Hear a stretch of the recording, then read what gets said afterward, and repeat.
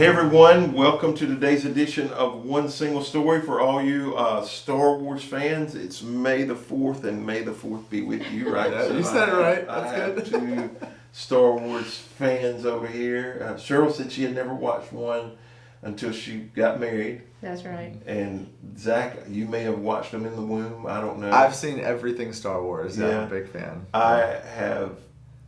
am not sure I have ever watched an entire Star Wars movie. I'm not sure. Oh man, You should come to our house. I'm sure. I know. Yeah. I've had some conversations with Silas about it, because I know he was a big Star Wars fan. Yeah. So, yeah. This story we're in 1 Chronicles 14, so this is part of your reading today. And the interesting thing about the chronological Bible, so this is a great place to talk about why we're doing the chronological Bible, is if you read Samuel, 1st and 2nd Samuel, then you would have read 1st and 2nd Chronicles, and it may be days later or weeks later, actually, usually, before you read some of these same stories over again.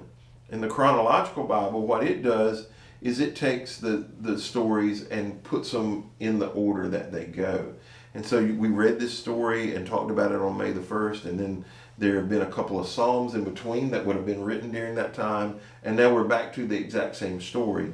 And so we're going to talk about how David becomes the king of all of Israel, builds the palace. Chronicles tells it a little bit differently, so there are a couple of different things we can talk about. And it says, then King Hirem of Tyre sent messengers to David along with cedar timber and stonemasons and carpenters to help him build a palace. And David realized that the Lord had confirmed him as king over Israel and had greatly blessed his kingdom for the sake of the people Israel. So let's stop right there. A couple of things. One, it says that another king is sending him the timber that he needs to build, along with stonemasons, carpenters, so he can build the palace. In a very contentious place, where they're fighting against one another territorially, it's interesting that another king is helping him build his palace. The truth is that for us to accomplish pretty much anything great, we need other people. Why is it that we need other people to accomplish good things? Well, I mean, we all have different strengths. There's different things that we're good at. An example I can think of is some of the students know there was a hole in the ceiling in the youth room for a very long time, for like 2 months. And that was because we were trying to do wiring through the ceiling. And I worked with Will McKenzie to get wiring through the ceiling. And there was a part that he couldn't do because his arms were too big. And I could do it because I got little, I don't know, like elf arms. I don't know. So Yes. I'm sure nobody knows who Will is. You're telling me your arms are smaller than Will. I have long, thin arms. They're like noodles, I got so, anyways, I was able to do it. I was able to get my arm into the wall and pull the cord out that he wasn't able to get. So it took the two of us, but I didn't have the expertise to know what the heck I was doing. Clearly, because you tore the ceiling down. I was going to say, Okay. you also decided to I use fell the to the ceiling ceiling. grids as a jump. Yes. Like, wouldn't he have been better off to take a couple more ceiling tiles out and get closer to it than for you to just jerk the ceiling down? We could talk about that another time. but it did take working Apparently together. a third person needed to be involved in this. Maybe this isn't the best example of working together. Maybe not, but we got it to work, okay? The lighting in the room works now. The third person was Kevin. The third person, person, yes. Kevin was the Yeah. one, Cheryl's husband was the one who fixed the actual ceiling tiles. So it did take a third person. But it took his expertise and my noodle arms to be able to do the job. Also, a good example here is that King Hirem, his people were the ones who invented the wheel. They did together. People of Tyre. Anyway, that's the worst joke I've told. Anyways, I don't know if it's the worst one, but that's a... it's down there. Yeah, I was trying to figure out what you were talking about. No. Yeah, I got it now. Yeah, That's terrible. It's lame. You gotta explain a joke. It's That's lame. Sheryl, Get it back on track. yeah, That's what you're telling help me. us out here. Thank you. Yeah, Yeah. let's talk about something besides tires. Why do we need other people to accomplish good things? I mean, I think one of the benefits is every time that you get somebody else involved, you have someone else's thoughts. And so they're going to see things from a different point of view than you do. And they're probably going to be able to help you make a better decision, or the process is going to be better, or the outcome's going to be better when you get more people involved. It's sort of like us at staff meeting. You know, you could make some of those decisions alone, but having all of our input and seeing things from a different point of view might help you make a better decision. Yeah. Well, you know, I will say from time to time, I can make a wrong decision. We can't. If we make together a decision, most of the time it's going to be a workable solution. It may not be perfect, but it's going to be a workable solution. You know, there's a real tension here. I'm a firm believer you need people to accomplish certain things. You need people to be able to scale things.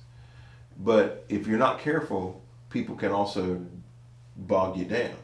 You know, so I was having this conversation recently about governmental structures within the church and how churches can, you know, I was describing, you know, congregationally led churches that every decision is made by the congregation, and then pastor-led or staff-led churches where things get made on a much smaller scale.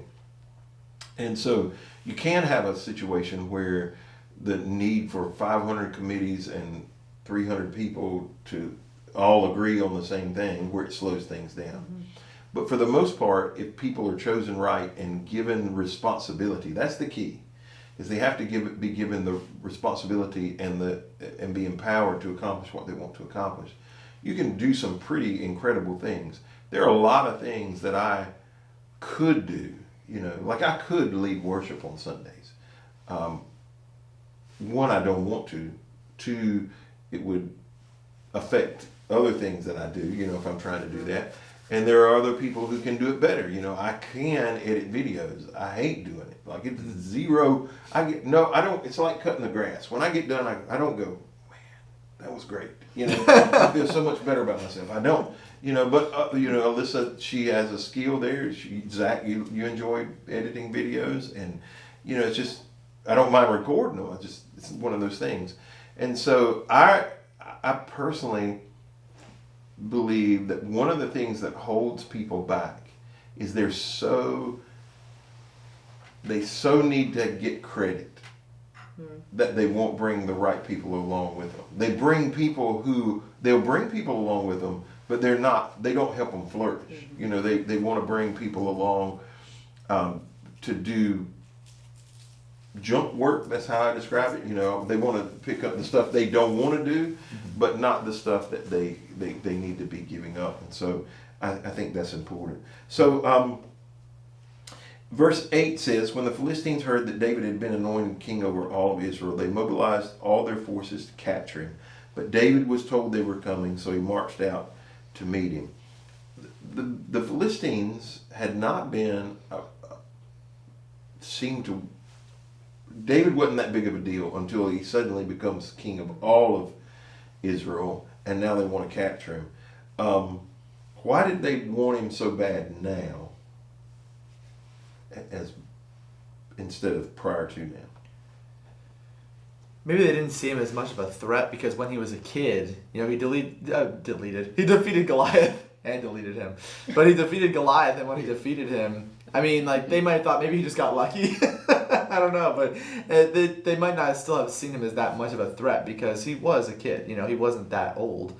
But now that he's older and now he's the king and now he's got a reputation of being a winner, now they might be realizing maybe we should have taken this guy out sooner, and they realize now we gotta. I mean, they combine their full forces now to get him.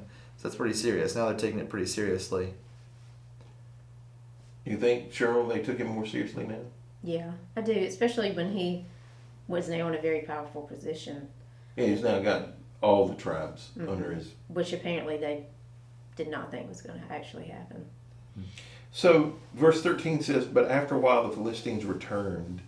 It says the same thing in the previous story. You know, here they come to get him. he defeats them. Verse 13 it says, but after a while the Philistines returned and raided the valley again, and once again David asked God what to do.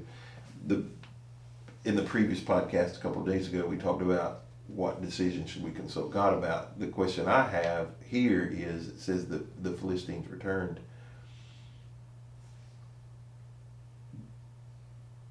What can we do to be more prepared for the enemy, knowing he's going to come back? Like, I'm not a devil behind every bush person, but I'm a sin within every heart person. well, no, but I mean, because I just know it's coming. Like, and I try not to lose my cool, about it,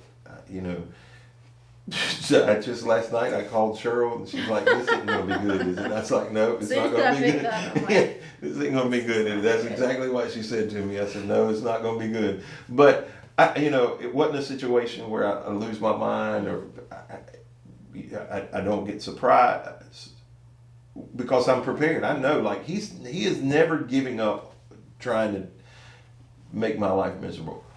What steps can people take to be more prepared, knowing that you might have got the victory today, but you're going to have another battle in the future? I mean, I think spiritually it's really important for you to constantly stay in relationship with Jesus, because when things are all rainbows and sunshine, it is easy for us to step back and say, life is great, I'm fine, I don't really need, if we're not focused on worshiping Him in those circumstances and really continuing to strengthen our relationship with Him, then I think things like that do feel like they catch us more off guard, and we feel less prepared, less able to handle it. We feel more attacked, I think, if you're not expecting that to happen.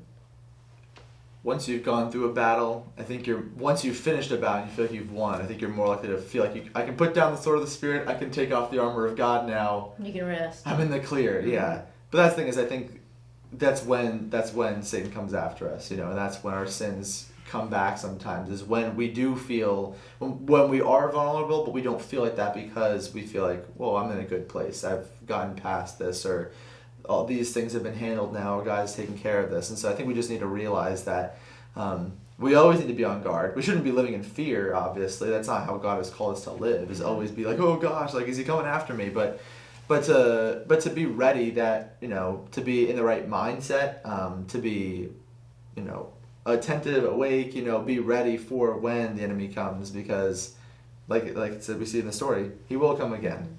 Yeah, so my son served some time in the military. If you were to go to a military base, there's always somebody on watch.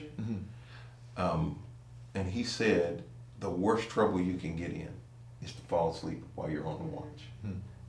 Like, there are other things that I would think would be more serious. He's like, but if you fall asleep on watch and they catch you asleep on watch, you're in real trouble, because they're not operating out of fear. They're operating out of preparedness. They're expecting that anything can happen, and so we're going to be prepared when it does.